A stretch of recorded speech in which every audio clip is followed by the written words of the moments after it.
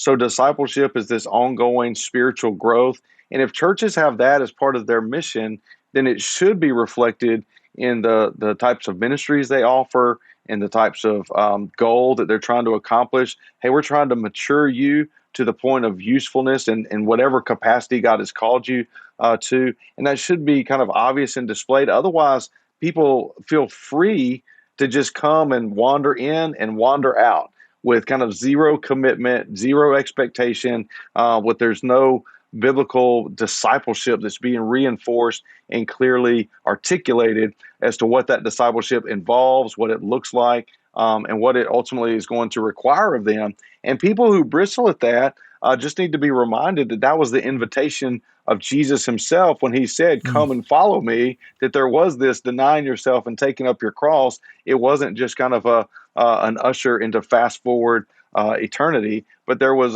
this is what it involves and looks like. And so we just have to reinforce that. But I think it's really important for churches to have one, that pathway identified. The reason why you don't see it kind of advertised or articulated is because some church leaders haven't actually spent the time to take to say, in our context, what does discipleship look like? What do our people need? What does our community need?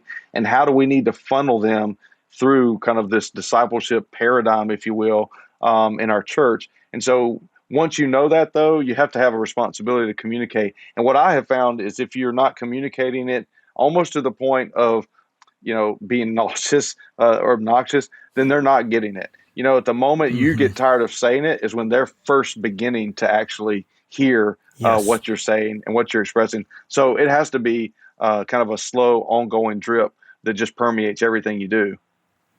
Yeah, that's really good. Scott, I've really enjoyed this conversation. Before we close, I want to invite you to maybe give an invitation Mm, to our listeners in terms of calling. So if within the audience of listeners, there are people that are saying to themselves, I have sensed that maybe there is a calling on my life. What are some things that mm. you would want to communicate to our audience in terms of responding to that calling on them?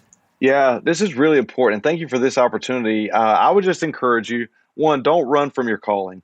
What God has called you to has everything in mind from your past to your upbringing to your situation in life now to all of those things. He's considered all of those things, and don't have some excuse that makes you run from your calling, aka Jonah, right? Where he just Hmm. like, God, I don't want to do this. I don't.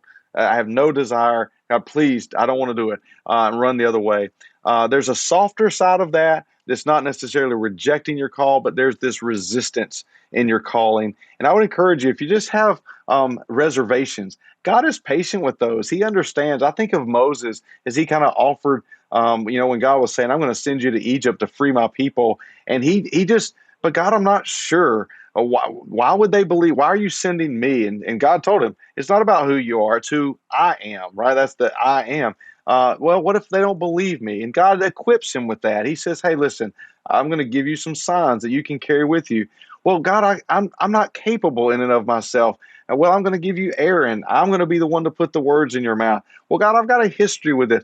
God overcomes his insecurities and inabilities to accomplish his plan and purpose. And God is patient with him. And they'll say there's only when the point where Moses did want to kind of reject it, God, just please send someone else, that the anger of God was kindled against him. But in terms of just wrestling with and resisting, be honest with God, and God will accommodate that. God will meet you where you are. Don't feel like you have to resist it. And then don't resent your calling. A lot of times people get to the point where they, by comparison, look at what their life could look like if they don't pursue God's call. Well, you know what? My life could be like this. Or once they respond to God's call, they begin to say, gosh, I wouldn't have these problems if I had just stayed on this pathway. Don't resent your calling. God knows exactly who you are, what he's called you to, and what's going to bring you the greatest satisfaction, but ultimately for his glory in your life. I think of Peter in this scenario when Jesus restores him through this kind of threefold affirmation after his threefold denial. Do you love me? Do you Hmm. love me? Do you love me? When Jesus said, hey, Peter, you're going to feed my sheep, but you're going to die for this. And Peter looks at John over his shoulder. What about him? And Jesus said, Peter, you just follow me. And a lot of times by comparison, we want to look at other people's lives and resent our calling. I wish I had their gifts or their context or whatever it may be, and we can grow resentful in our calling. So if you're prayerfully consider, God, are you calling me to surrender to you my life in vocational ministry? Don't reject God's calling, don't resist it, and don't resent it. Respond to it by simply saying yes, full surrender. Put your yes on the table and trust God to fill in the blanks and the details of what He's calling you to do.